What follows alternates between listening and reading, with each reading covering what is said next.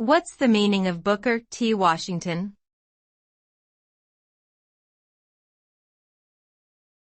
Booker T. Washington.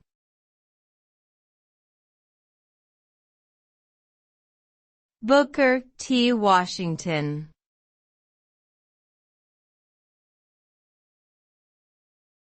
Booker T. Washington.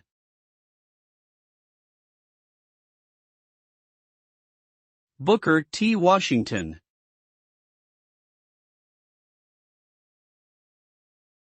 Booker T. Washington was a prominent African-American educator, author, and leader of the late 19th and early 20th centuries.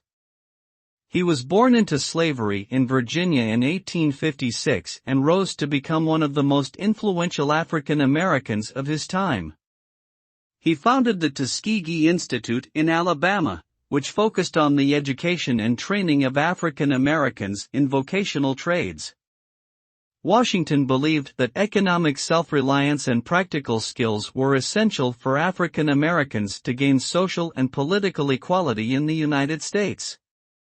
Despite facing criticism and controversy throughout his career, Washington's ideas and work continue to serve as important contributions to the history of African American education and civil rights.